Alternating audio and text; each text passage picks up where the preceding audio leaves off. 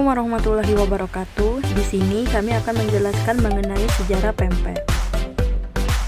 Menurut sejarah, makanan yang terbuat dari daging ikan ini sudah ada sejak sekitar abad ke-16, tepatnya saat kaum perantau dari Tionghoa masuk ke Palembang.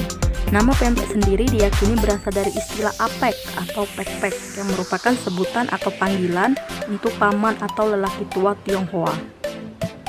Kendati demikian, terdapat beberapa versi asal mula lahirnya hidangan ini. Ada yang menyebutkan diciptakan sebagai alternatif pengelolaan daging ikan, adaptasi makanan olahan ikan Tionghoa, hingga pengembangan dari hidangan kuno zaman Kerajaan Sriwijaya yang bernama klean. Apapun itu, yang terpenting adalah bagaimana menjaga agar kekayaan kuliner tradisional Nusantara ini tidak akan pernah hilang dan bahkan bisa mendunia. Baiklah, pembahasan selanjutnya adalah cara membuat pempek. Selamat menyaksikan. Adapun bahan-bahan pempek. Yang pertama, siapkan 1 kg daging ikan tenggiri yang telah digiling halus.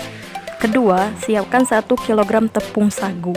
Ketiga, siapkan 200 ml air es. Dan keempat, siapkan penyedap rasa secukupnya. Bahan yang terakhir adalah siapkan garam secukupnya. Pembahasan selanjutnya adalah langkah-langkah pembuatan pempek. Adapun langkah-langkah pembuatan pempek. Yang pertama, masukkan ikan, garam, penyedap rasa, dan air es, lalu campurkan hingga merata.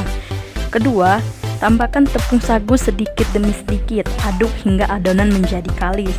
Ketiga, bentuk adonan sesuai selera, rebus adonan pempek yang telah dibentuk ke air mendidih.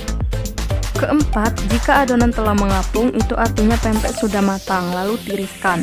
5. Kamu bisa langsung menyajikannya atau bisa digoreng terlebih dahulu. 6. Jangan lupa tambahkan cuko biar lebih mantap. Pembahasan selanjutnya adalah cara membuat cuko sebagai pelengkap hidangan pempek. Selamat menyaksikan. Adapun bahan-bahan pembuatan cuko. Yang pertama, siapkan 750 ml air. Kedua, siapkan 500 gram gula batok. Ketiga, siapkan 125 gram cabai rawit hijau. Dan keempat, siapkan 75 gram bawang putih. Bahan yang kelima adalah siapkan 200 gram gula pasir. Keenam, siapkan 4 sendok makan cuka putih. Dan bahan yang terakhir adalah siapkan 20 gram garam. Pembahasan selanjutnya adalah langkah-langkah pembuatan cuko. Adapun langkah-langkah pembuatan cuko. Yang pertama, masak 750 ml air dan 500 gram gula batok, kemudian disaring. Campur dengan 200 gram gula pasir, 4 sendok makan cuka putih, 20 gram garam, lalu masak kembali. Kedua, blender 125 gram cabai rawit hijau, 75 gram bawang putih, hingga halus. Masukkan ke dalam gula batok, masak hingga mendidih dan cuko siap untuk disajikan. Pembahasan selanjutnya adalah macam-macam pempek. Yang pertama ada pempek lenjer. Pempek lenjer mempunyai bentuk memanjang seperti silinder atau lenjeran dalam bahasa Palembang. Panjangnya kira-kira 15 cm dengan diameter sekitar 4 cm. 2. Pempek kapal selam. Nama kapal selam berasal dari proses merebus pempek. Pempek kapal selam akan tenggelam di dasar panci, barulah mengapung saat matang. Layaknya kapal selam yang bisa tenggelam dan terapung di lautan. Jenis pempek yang ketiga adalah pempek keriting. Tampilan pempek keriting seperti bola mie. Cara membuat pempek keriting terbilang lebih rumit daripada jenis lain karena harus menggunakan pirikan. Bentuk pirikan ini mirip saringan, tetapi punya pegangan pada kedua sisinya. Dapat juga digunakan untuk menghaluskan ikan untuk pempek maupun tekwan. Jenis pempek yang keempat adalah pempek pistel. Jenis pempek selanjutnya punya bentuk mirip pastel. Namanya pempek pistel atau kates alias pepaya. Nama tersebut menggambarkan isian pempek yang berupa tumis daun pepaya muda dan ebi masak santan. Bumbunya pun adalah bawang merah, bawang putih, merica, dan garam. Jenis pempek yang kelima adalah pempek adaan. Pempek adaan disebut juga pempek bulat. Cara membuat pempek ini bisa langsung digoreng tanpa direbus terlebih dahulu. Adonan dasar pempek ditambah santan dan bawang sehingga menghasilkan pempek adaan.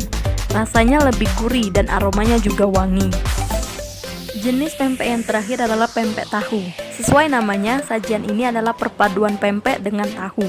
Namun, tahu bukan sebagai isian, melainkan pembungkus pempek. Barulah nanti pempek bungkus tahu ini digoreng sampai matang. Pembahasan selanjutnya adalah manfaat makan pempek bagi kesehatan kita. Manfaat makan pempek yang pertama adalah mencegah penyakit kardiovaskular. Ikan memiliki kandungan fosfor, niacin atau vitamin B3, riboflavin atau vitamin B2, dan tiamin atau vitamin B1 yang tinggi. Senyawa-senyawa tersebut dapat mengurangi resiko terkena penyakit kardiovaskular, yaitu penyakit yang berkenaan dengan jantung dan penyumbatan pembuluh darah. Niacin juga mampu menurunkan kolesterol jahat sekaligus meningkatkan kolesterol baik dalam darah. Ditambah dengan riboflavin yang bisa meminimalisir resiko anemia serta mencegah penyumbatan pembuluh darah.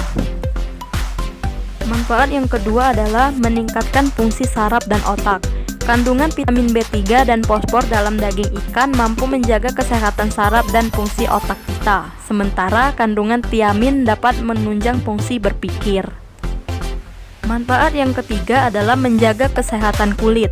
Niacin dan protein berkhasiat untuk menjaga kesehatan kulit dan juga mengurangi resiko timbulnya jerawat. Sedangkan riboflavin memiliki manfaat mencegah penuaan dini. Manfaat yang keempat adalah mencegah depresi.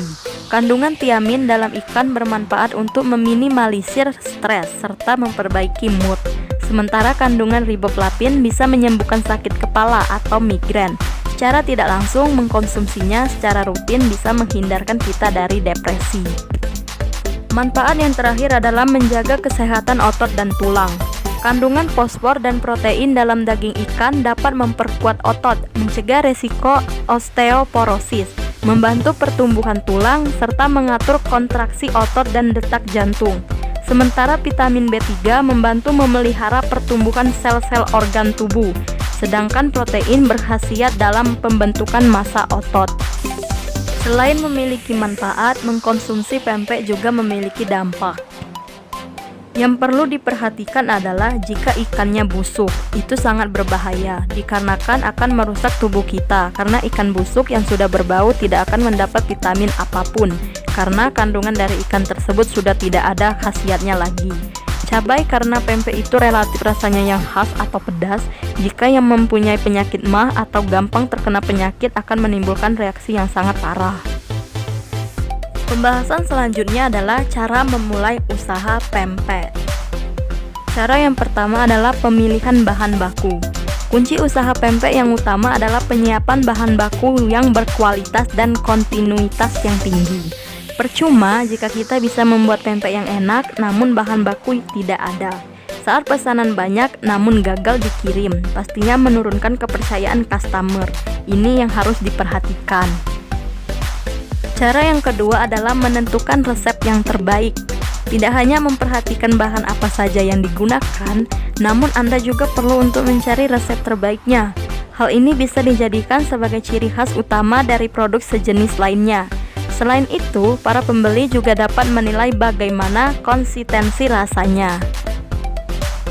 Cara yang ketiga adalah melengkapi peralatan usaha.